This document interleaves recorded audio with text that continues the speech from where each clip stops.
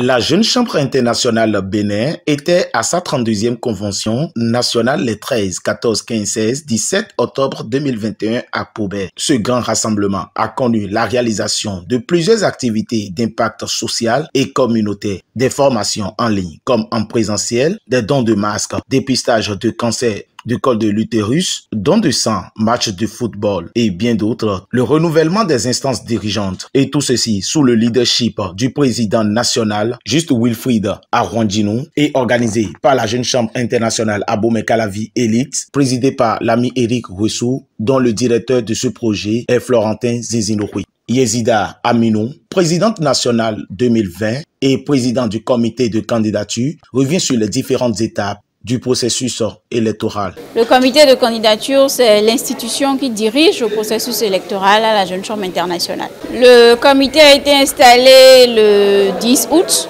par le président national. Et donc, nous avons démarré avec un total de 29 candidats.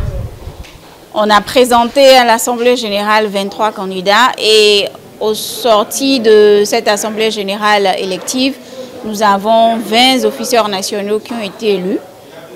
Je leur adresse toutes mes félicitations. Après toutes ces étapes, l'ami Baï Christiane Kporigbe, épouse Oguyomi, mère de 3 merveilleuses filles, titulaire d'une maîtrise en anglais et d'un master en gestion des ressources humaines, interprète, traductrice bilingue anglais-français, et consultante formatrice en gestion des ressources humaines, directrice de rue Environment and Technology. Elle a été accueillie à Abomey Calavi Elite le 2 octobre 2011 et a occupé plusieurs postes, tant au niveau local comme national, dont la dernière en date est la vice-présidente exécutive nationale 2021, élue pour le compte de l'année 2022.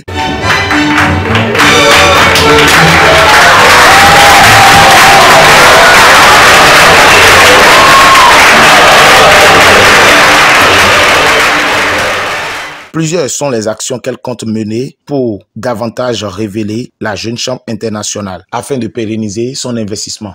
Nous allons informatiser la gestion financière. Nous signerons des partenariats stratégiques avec des organes de presse pour donner une meilleure visibilité aux actions à fort impact que réalisent toutes nos 47 organisations locales.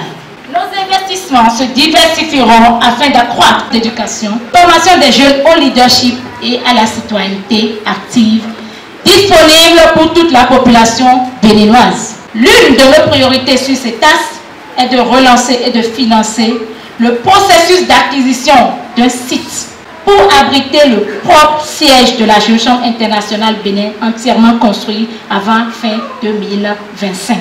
Institutionnaliser la Jeune Chambre internationale Bénin en 2022. Faciliter l'ancrage des organisations locales par la signature de contrats avec toutes les communes du Bénin. 2022 sera l'ère d'une digitalisation complète de l'administration Jeune Chambre internationale Bénin. Présent à la grande soirée de gala de passation de charge, le maire de la commune de Pobet, Simon Adebayo Dina, et le parrain de cette 32e édition, Jean-Michel Abimbola, ministre du Tourisme, des Arts et de la Culture, sont davantage rassurés des actions que mène la Jeune Chambre internationale Bénin pour nos communautés. C'est un sentiment de joie qui nous anime. Je pense que nous avons été très honorés. Je vous avoue que j'ai tenu à accompagner le parrain qui est le ministre ici. J'étais à l'extérieur mais j'ai tout fait quand même pour être là et je peux vous dire que je suis arrivé, je suis avec vous pour vous rassurer de notre entière disponibilité et dire que toutes les fois que la JCI nous tape à la porte, nous sommes prêts à les accompagner. Nous demandons donc à cette jeunesse de s'organiser davantage, de s'affirmer. Parce que, comme je l'ai toujours dit à des occasions, j'ai eu la chance d'être nommé ambassadeur de paix en 2017 avec le président Firmin Ndadji qui a été président en 2017 de la Jeune Chambre internationale. J'ai été impressionné par l'organisation de la jeunesse, par le volontarisme et l'engagement de la jeunesse pour le développement. J'ai vu des jeunes bien apprêtés, j'ai vu des jeunes très élégants, très éloquents, et je les ai félicités pour cela.